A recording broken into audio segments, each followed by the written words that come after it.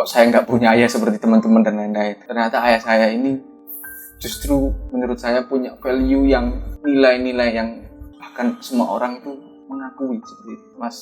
Kalau orang tua saya, ayah saya masih hidup, pastinya ya saya ingin menunjukkan kalau saya pingin niru kayak jenengan.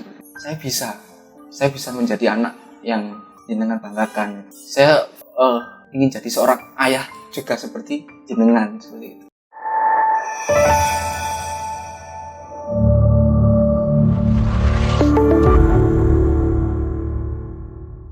Assalamualaikum warahmatullahi wabarakatuh.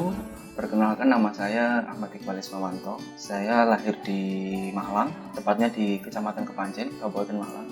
Saya seorang wirausaha yang bergerak di bidang otomotif, tepatnya di interior mobil.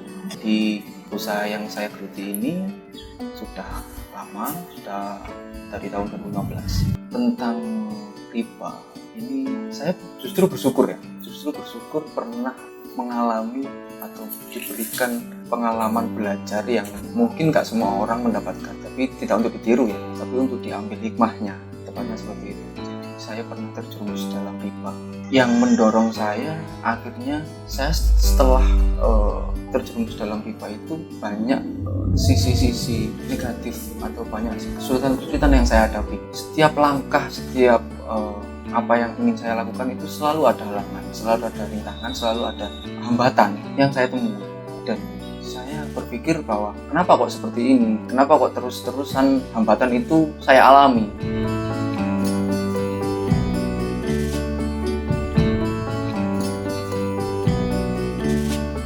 Setelah saya sharing, setelah saya konsultasi pada orang-orang terdekat, pada guru-guru, pada kerabat-kerabat saya yang paham tentang masalah riba itu, akhirnya saya sadar bahwa ternyata apa yang saya alami dari hambatan yang diberi oleh Allah pada saya itu tak luput juga ada imbasnya dari riba yang saya kerjakan. Jadi seperti itu. Kalau awal mula ceritanya, karena saya adalah orang yang ambisi besar, jadi setiap hari itu saya selalu berpikir bahwa saya 5 tahun lagi mau jadi apa. Itu saya sudah berpikir gitu. Jadi pada saat itu saya mempunyai usaha, dan ini sudah berjalan dari ayah saya, almarhum ayah saya, dari tahun 2000, dan saya masuk tahun 2015. Pastilah kalau seorang anak meneruskan usaha seorang ayah, yang terbesit dalam pikirannya kan pasti bagaimana cara mengembangkan, kan seperti itu. Kalau dipikir-pikir sebenarnya niatnya bagus, tapi mungkin jalannya yang salah ya, karena itu tadi, akhirnya saya memilih untuk berhubungan, bersentuhan dengan riba sebagai modal tambahan ya, dan niatnya juga bagus untuk investasi ilmu, untuk sebuah training, untuk meningkatkan skill SDM yang kita miliki, tim yang kita miliki, dengan harapan agar kita lebih profesional, karena kita jenis usaha yang bergerak di bidang jasa, mau gak mau skill itu nomor 1. Kita tidak mengejar quantity tapi quality, kan itu.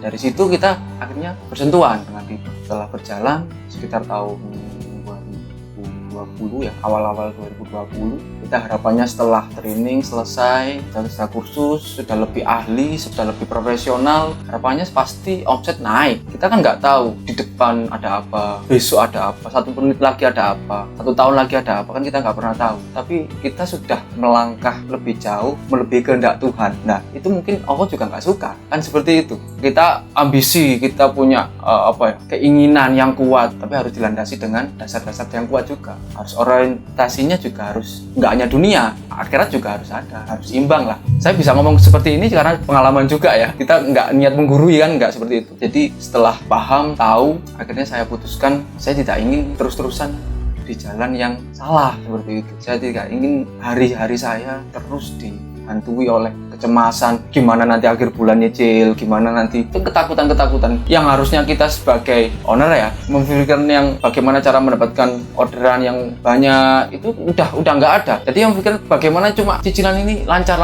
gitu, jadi nggak ada progres, justru nggak ada progres seperti itu, nggak ada peningkatan karena fokus kita udah terpecah, kan seperti itu. Fokus kita sudah terpecah. Sebuah pengalaman yang berharga menurut saya di umur yang masih belia, saya sudah beraninya masuk ke riba seperti itu. Tapi Allah juga baik, saya masih disadarkan, saya masih diberi hidayah untuk kembali. Jadi setelah saya cut, saya putuskan untuk menutup, meskipun itu juga timbul konflik dari keluarga, dari kerabat dan teman-teman semua, pasti ada konflik di situ. Karena menuntut nggak segampang orang pikirkan. Kalau kita mau konsultasi ke pihak si pemberi utangan, itu juga ada SOP-nya, nggak asal-asalan, ada akadnya. Jadi akhirnya kita tutup, kita akhirnya jual beberapa aset, dan setelah itu selesai, alhamdulillah Allah memberikan saya sebuah pengalaman yang saya akhirnya sadar, oh bisnis itu orientasinya nggak harus selalu omset, tapi gimana cara kita mendapatkan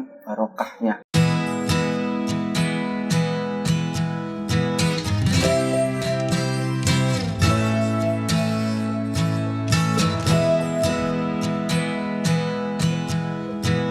Kita dapat katakan 1 bulan hanya 1 juta, tapi kalau kita dapat nilai barokahnya, kita bisa mencukupi keluarga, kita bisa mencukupi kru kita bisa memberikan manfaat sama orang lain dengan jasa yang kita berikan, itu akan lebih nikmat. Memang kita dapat ratusan atau puluhan juta, tapi akhirnya kita ketipu, atau kita nggak tahu gitu ya. Tapi kalau namanya udah barokah ya, mau dikit mau banyak, itu pasti sesuai porsi. Itu pasti Allah udah memberikan, oh kamu porsinya segini, karena kamu tak amannya segini, kamu punya tanggung jawab ini.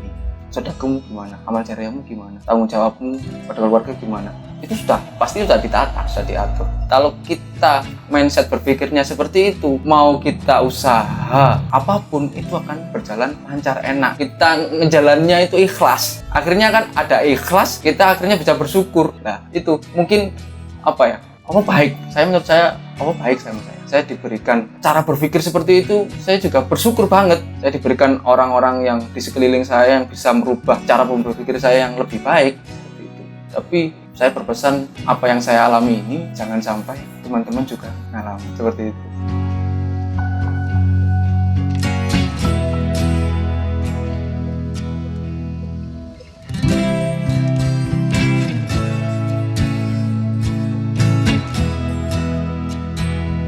Usaha saya bergerak di bidang interior mobil, spesialis interior mobil. Khususnya kita juga melayani sofa, reparasi sofa ya, bukan untuk produksi tapi reparasinya lebih tepatnya. Tapi untuk 5 tahun terakhir ini kita lebih fokus ke interior mobil. Kalau ide awal karena sang founder itu almarhum ayah saya, itu sudah menjalankan bisnis dari tahun 2000. Itu awalnya sektornya hanya servis sofa sama sepeda motor. Jadi saya masuk tahun 2015, itu pas saya baru masuk kuliah. Jadi sebelum saya terjun ke usaha ini, membantu ayah, itu saya sempat kerja. Nggak langsung masuk, sempat kerja di luar. Itu setelah saya lulus SMK, saya kerja di Surabaya, di hotel. Itu saya kok lihat banyak mobil, terus saya berpikir, ibu saya seorang penjahit, ayah saya juga seorang penjahit. Saya ingin kuliah, tapi gimana nanti cara bayarnya ya? Kira-kira kalau dengan kerja apa bisa gitu. Saya berpikir apa yang pas ya kira-kira ya? Apa yang bisa saya lakukan ya dengan kerja dan tetap saya bisa melanjutkan jenjang pendidikan saya untuk kuliah. Dari saya lihat mobil yang banyak berkeliaran karena saya di hotel, tepatnya di parkiran kan ya. Itu kayaknya saya ingat karena dulu itu ayah pernah ngerjakan, tapi karena dulu spesialis jok sepeda, itu mungkin setahun 1 kali ya, Jadi saya ingat, kayaknya ini perlu didalami biar lebih paham gimana sih dunia otomotif khususnya di interior mobil. Pada awal itu kayak menjanjikan banget, tapi kita kan nggak tahu. Kalau kita nggak paham, kita semakin naik level dari motor ke mobil, otomatis kita harus cukup ilmunya, cukup pengetahuannya. Dunia mobil itu lebih kompleks seperti itu. Akhirnya kita belajar, kita dalami, kita sharing ke sana ke sini. Akhirnya kita memberanikan diri, kita membuka untuk sektor baru yaitu spesialis interior mobil.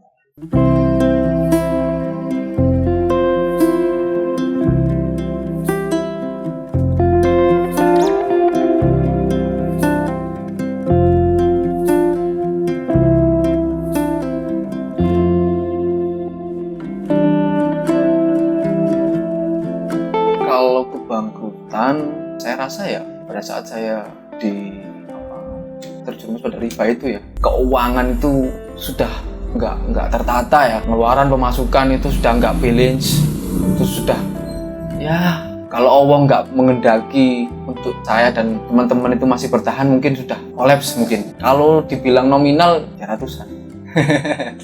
Kalau pencapaian terbaik di bisnis saya selama saya menjalankan bisnis ini, terlepas dari tadi, itu saya akhirnya menemukan sebuah tim yang solid, tim yang bisa benar-benar bahu-membahu, bisa diajak kerja bersama dan dengan sistem yang kekeluargaan yang hangat. Jadi mungkin kalau semua orang bisa membuat tim, saya lebih suka tim saya ini karena jasa itu ujung tombaknya itu di SDM-nya. Kalau punya SDM yang kuat, yang solid, kita sebagai penyedia jasa itu akan dianggap oleh orang-orang itu pasti punya potensi yang baik juga. Gitu.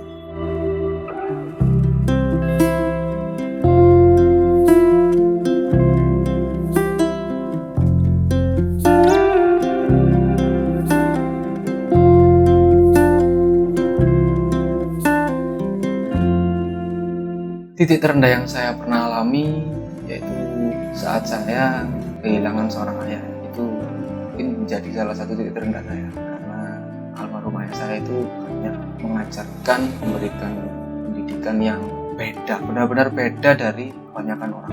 Ayah saya itu cara mendidiknya bukan dengan memberikan pitutur-pitutur yang kebanyakan kalau anak muda kalau dikasih tahu kan pasti nggak suka kan ya, pasti kayak kenapa sih ayah ini, kenapa sih ibu ini kan gitu kan, nggak suka. Kalau dikasih tahu itu nggak suka.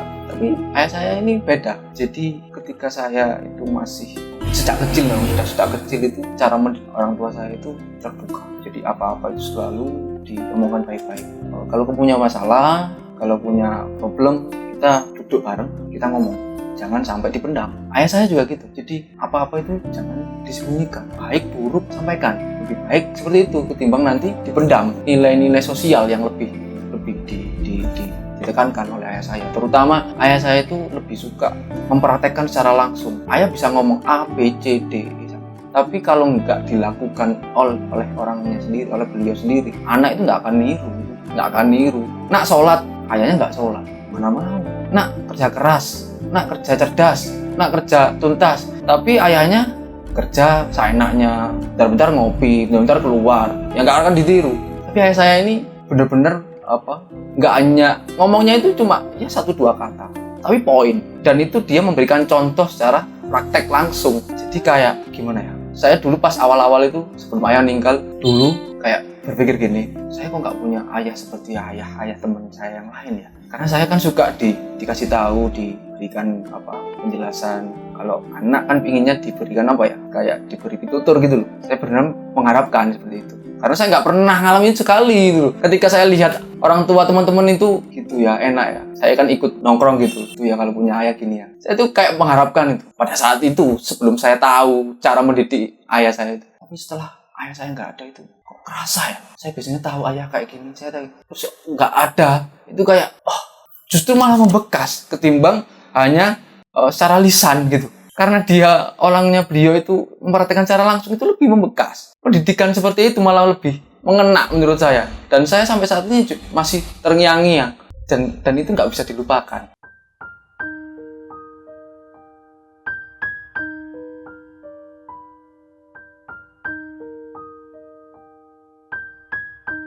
Jadi ketika, alhamdulillah ayah saya kan seorang yang agamis. Jadi beliau itu musola itu ibarat rumah kedua. Tiap hari dengar suara adzannya.